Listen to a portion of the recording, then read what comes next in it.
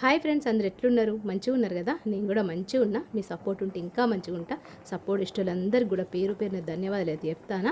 పొద్దునైతే 4 గంటల నుంచి రాత్రి 8, 9 గంటల వరకు ఇంట్లో ఎట్లుంటుంది ఏందన్నది ఈ వీడియోలో షేర్ చేసుకుంటా. ఎందుకంటే ఒక్క పొద్దున్న నడుస్తానే కదా, పొద్దున్న లేవాలి 4 గంటలకు, రాత్రి 11 మెలుకుతూ ఉండాలి, మళ్ళా 4 గంటల లేవాలి, ఇట్లా 30 రోజులైతే ఉండాలి. ఇక్కడైతే నేను పొద్దున్న లేవగానే ఫస్ట్ అయితే రైస్ ఎక్కించిన. గ్యాస్ అయితే అయిపోయడానికి వస్తుంది. ఎందుకంటే ఇప్పుడు గ్యాస్ ప్రాబ్లం ఉంది కదా, అందరికి మీకు తెలిసిందే. అందుకని ఇండక్షన్ గ్యాస్ అయితే స్టవ్ అయితే తీసుకున్నా. అది తీసుకొని కూడా 1 ఇయర్ అవుతుంది. ఇప్పుడు అది పనికి వస్తుంది. అప్పుడు ఎందుకు తీసుకున్నామని చెప్పి మా ఆయన అయితే తిట్టిన. ఇప్పుడు అదే మాకైతే పనికి వస్తుంది అన్నట్టు. ఇక్కడైతే ఆమ్లెట్ కోసం నేను ఎగ్ అయితే కొట్టి పోసుకున్నా. అందులో ఉప్పు, కొద్దిగా పచ్చిమిర్చి, కొత్తిమీర వేసుకున్నా. అంటే ఇలా పప్పు చేసినట్టు, పప్పు కాంబినేషన్లో పాపడ్ కానీ ఆమ్లెట్ అయితే మంచిగా ఉంటుంది కదా, అందుకని ఆమ్లెట్ అయితే వేస్తాను. సింపుల్గా చేస్తాను, అంటే అందులో ఏం వేసుకోలేదు. మీద నుంచి ఉప్పు కారాలు వేసుకుంటాను. ఇక మా చిన్న బాబు అయితే ఇట్లా అడిగిండు, మమ్మీ మీద నుంచి ఉప్పు కారాలు వేయి మమ్మీ అని చెప్పి అడిగిండు. అందుకని చెప్పి వాని కోసం ఇట్లా ప్లేన్గా వేసేసి ఉప్పు కారాలు మీద నుంచి చేస్తాను అన్నట్టు. ఆమ్లెట్ ఒక్కొక్క విధంగా వేస్తారు. నేనైతే ఇక్కడ సింపుల్గానే వేస్తాను. ఇక్కడైతే నేను ఆమ్లెట్ వేసుకున్న తర్వాత కొద్దిగా కారము, కొద్దిగా పసుపు, కొద్దిగా ఉప్పు, మీకు ఇష్టం ఉంటే గరం మసాలా అవి కూడా వేసుకోవచ్చు, చాట్ మసాలా అవన్నీ వేసుకోవచ్చు. హెవీ అవుతుందని చెప్పి నేను సింపుల్గానే వేస్తాను. ఎందుకంటే పొద్దున 4:30కు తిన్న అన్నం మళ్ళీ సాయంత్రం 6:30 దాకా తినలేదు. వాటర్ తాగులేదు, అంతేకాకుండా అన్నం తినలేదు. కాబట్టి హెవీ అయిపోతుంది, డైజెషన్ కాదు అని చెప్పి నేను ఎక్కువ మసాలాలు అయితే ఎత్తలేను. ఇక్కడ కొద్దిగా పసుపు కూడా వేసుకున్నా, కలర్ కోసం పసుపు వేసుకున్నా. కొద్దిగా ఉల్లిపాయలు కడుపులో చల్లగొడడం కోసం, ఎందుకంటే ఎగ్ అంటే హీట్ కదా, కొద్దిగా ఉల్లిపాయలు వేసుకోవడం వల్ల కొద్దిగా చల్లవవుతుంది అన్నట్టు. ఇట్లయితే ఆమ్లెట్ అయితే దాన్ని చేసిన మంచిగా పర్ఫెక్ట్గా వచ్చింది. ఈ విధంగా ఆమ్లెట్ అయితే పొద్దున్న 4 గంటలు వేసి ఆమ్లెట్, రైసు, పప్పు అయితే చేసిన. ఇవాళైతే ఇండక్షన్ స్టవ్ గురించి చెప్తాను. దాని గురించి అసలు ఏంది, అది మంచిదా కాదా, అసలు ఎంత వెయిట్ యూజ్ చేయాలి, ఎంతవరకు యూజ్ చేయాలని కూడా ఈ వీడియో మొత్తం షేర్ చేసుకుంటా. అంతేకాకుండా చికెన్ రెసిపీ ఉన్నది, పొద్దున్న నుంచి రాత్రి వరకు ఎట్లుంటుంది అనేది ఈ వీడియోలో అయితే షేర్ చేసుకుంటా. ఇక మా చిన్నబాబు అయితే 4-5 గంటలకు అట్లా పడుకొని ఒక 2 అవర్స్ తర్వాత, అంటే ఇప్పుడు మనకి ఎగ్జామ్స్ నడుస్తాయి, ఖచ్చితంగా ఇటు స్కూల్కి పోవాలి కదా. ఇక మా పెద్ద బాబుకి అయితే కొంచెం సిక్ అయిపోయాడు, రోజా ఉండి ఒక పొద్దులుండి, ఇక వాడైతే ఉంటలేడు. ఇక మా చిన్నోడికి ఎగ్జామ్స్ ఉన్నాయి కాబట్టి ఖచ్చితంగా పోవాలి కాబట్టి వాడిని అయితే లేపిన, వాడిని స్కూల్లో డ్రాప్ చేసి వచ్చిన తర్వాత మా పెద్దబాబు కొంచెం హెల్త్ బాగాలేదంటే దోశ అయితే తీసుకురమ్మని చెప్పిన. ఇక నేను కూడా ఒక 5-6 రోజుల నుంచి రోజా అయితే ఉంటలేను, ఒక పొద్దు. ఇక మీకు తెలిసిందే లేడీస్ ప్రాబ్లం. అయితే ఇక అదైతే నేను ఇక్కడ దోశ తెమ్మంటే ఇద్దరికి దోశ అయితే తీసుకొచ్చిండు. ఇక్కడైతే టైం చూస్తారు కదా, 10 నిమిషాల దాకా 10 అవుతుంది. ఇంకా మా పెద్ద బాబు నేను ఇద్దరం కలిసి ఇక దోశ అయితే తినేసి ఇంకా మధ్యాహ్నం కోసం కొంచెం రెస్ట్ తీసుకొని ఇక ఇంటి పని, వంట పని అయితే మీకు చూపిస్తా. ఇక ఊరికి పోయేది ఇంకా 2 రోజులు ఉంది. బట్టలు చదురుకుంటూ అవన్నీ కూడా ఉన్నాయి, అంటే మెహందీ పెట్టుకోవాలి, బట్టలు చదురుకోవాలి అని. ఇంకా ఊరికి పోతానంటే ఎంత పని ఉంటుందో, ఊరు నుంచి వచ్చిన తర్వాత కూడా అంత పని ఉంటుంది అన్నట్టు. ఇక్కడ మా పెద్ద బాబు దోశ చూసి ఎగ్గు దోశ తీసుకొచ్చాడు మమ్మీ అని చెప్పి చూస్తాడు. ఇక మొత్తానికి తినేసాడు. ఇక్కడ ఇండక్షన్ స్టవ్ గురించి మీకే చెప్తా. ఫస్ట్ అయితే ఇది మనకు 1500 నుంచి 3000 వరకు, 5000 వరకు కూడా ఉన్నది. అంటే దాని వోల్టేజ్ని బట్టి ఉన్నది అన్నట్టు. ఇది 1800 వోల్టేజ్ అన్నట్టు. ఇది ఓన్లీ స్టీల్ మాత్రమే యాక్సెప్ట్ చేస్తుంది. సిల్వరు, నాన్ స్టిక్ ప్యాన్ ఉన్న వాటి గిన్నెలు పెడితే అది యాక్సెప్ట్ చేయదు. ఫస్ట్ అయితే నేను స్టీల్ గిన్నె పెట్టిన తర్వాత స్విచ్ ఆన్ చేసిన. అక్కడ ప్రెస్ బటన్ ఉంటుంది, ఆన్ బటను. ఆ ఆన్ బటన్ కూడా ఆన్ చేసిన. ఆ తర్వాత కొద్దిగా నీళ్ళైతే తీసుకున్నా వేడి చేయడం కోసం, మీకు చూపించడం కోసం. ఇక్కడ ప్లస్ బటన్, మైనస్ బటన్ అనేవి 2 ఉంటాయి. ప్లస్ అయితే మనం ఇంక్రీజ్ చేసుకోవచ్చు అన్నట్టు. ఎంత ఒక 1800 వరకు మనకు ఇంక్రీజ్ చేసుకోవచ్చు. మైనస్ తక్కువ చేసుకోవడం అయితే 400 వరకు తక్కువ చేసుకోవచ్చు. మీకు ఇక్కడ మంచిగా చూపిస్తా. అంతేకాకుండా మనకు ఎగ్స్ ఉడకబెట్టడం కోసము సింబల్స్ అవన్నీ కూడా ఉంటాయి. సేమ్ అవెన్లో ఎట్లుంటాయో ఇంట్లో కూడా అట్లనే ఉంటాయి. అయితే ఎక్కువ వెయిట్ అయితే యూజ్ చేయొద్దు, ఎక్కువ సేపు కూడా దీన్ని యూజ్ చేయొద్దు. కంటిన్యూస్గా ఒక 1 అవర్ యూజ్ చేయడం, కంటిన్యూస్గా ఒక 45 మినిట్స్ యూజ్ చేయడం అనేది చేయొద్దు. ఇక్కడ నేను గ్యాస్ అయితే ఆన్‌లోనే ఉన్నది. ముట్టుకున్నా గూడా మనకి ఎటువంటి షాక్ గానీ, హీట్ గానీ తగలది. ఓన్లీ గిన్నె కింద ఉన్న పార్ట్ మాత్రమే మనకు హీట్ అయితదన్నట్టు. ఆ గిన్నెను ముట్టుకున్నా గూడా మనకు హీట్ గాదు. మనము విత్ హ్యాండిల్ అంటే మనము చేయితోని గూడా మనము గిన్నెను తీసుకోవచ్చు. ఏమంతగా వేడి ఉండదన్నట్టు. ఓన్లీ లోపలున్న ఐటెమ్ మాత్రమే వేడైతదన్నట్టు. ఇక్కడైతే మీకు ముందు చూపిస్తాను గదా! నేను క్లీన్ గూడా జేత్తాను. ఎందుకంటే అదంతా చల్లగుంటది. ఓన్లీ గిన్నె కింద మాత్రమే హీట్ అయితదన్నట్టు. అంతేగాని లోపల పదార్థాలు మాత్రమే హీట్ అయితాయి.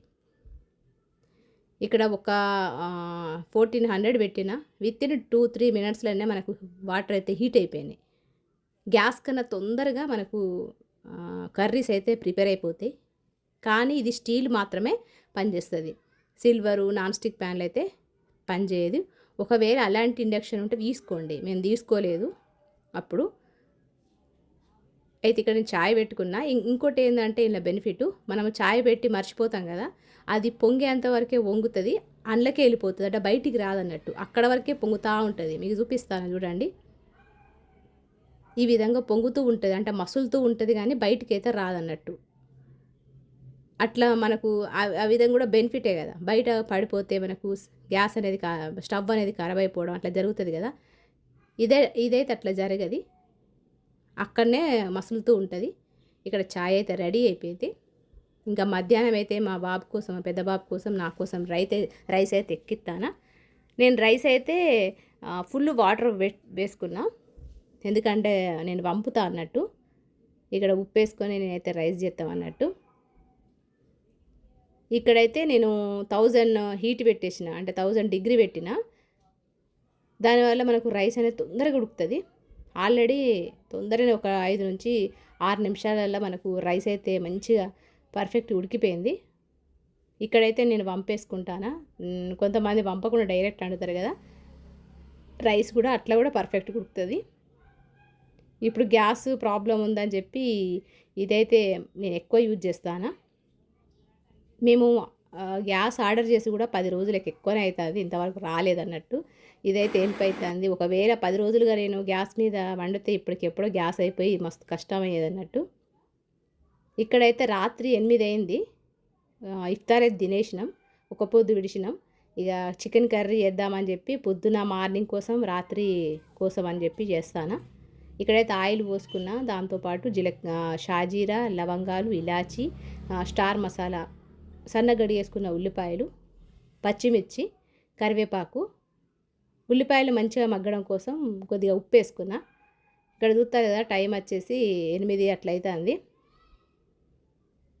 ఇక్కడైతే ఉల్లిపాయలు మంచిగా బ్రౌన్ కలర్ వచ్చేసినాయి. ఇంకా మా పిల్లలకు మా చిన్న బాబుకి ఎగ్జామ్స్ నడుస్తాయని చెప్పినా కదా. ఇంకా మా చిన్న బాబు అయితే చదువుకుంటాడు. మా పెద్దోని కొంచెం సిక్ అయిపోయాడు అన్నట్టు. ఒక పొద్దులుండి సరిగా నిద్ర లేక వాళ్ళ పొద్దున్న లేసి స్కూల్కి పోవడం అట్లా ఒకటేసారిగా వానికి బడ్డన పడింది. అందుకే సిక్ అయిపోయాడు.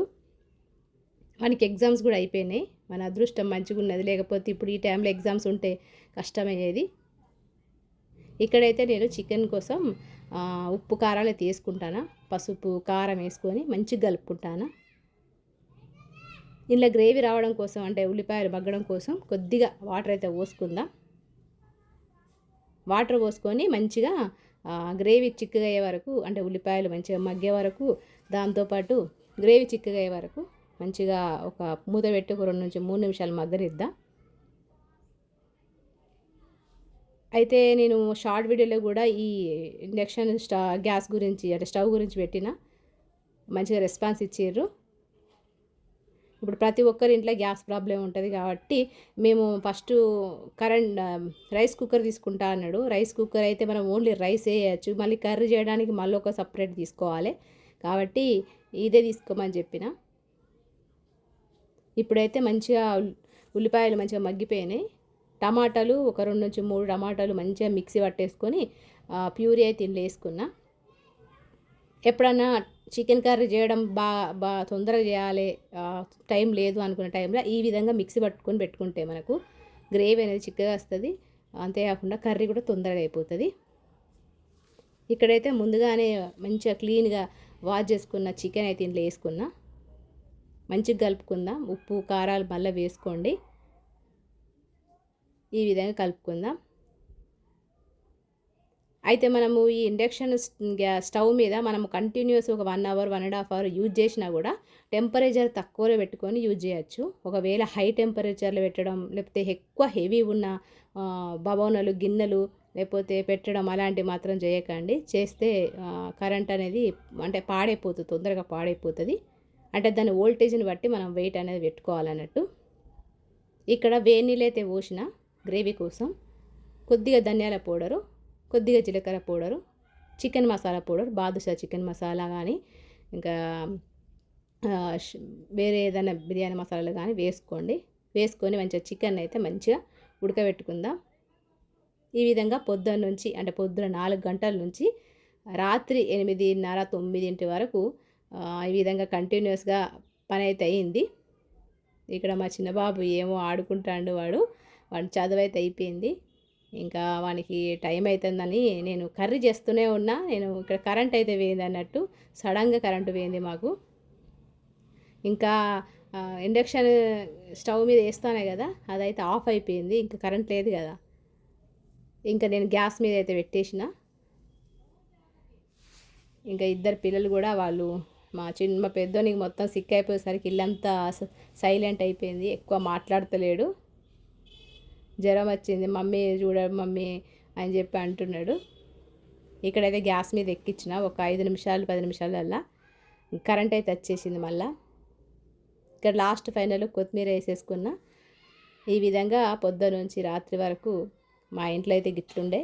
మరి ఈ రెసిపీకి ఈ వీడియో మీకు నచ్చింది అనుకుంటానా. నచ్చితే ఒక లైక్ చేయండి. మరొక మంచి వీడియోతో కలుస్తా. మరి అంతవరకు ఉంటా. మరి నమస్తే, సెలవు.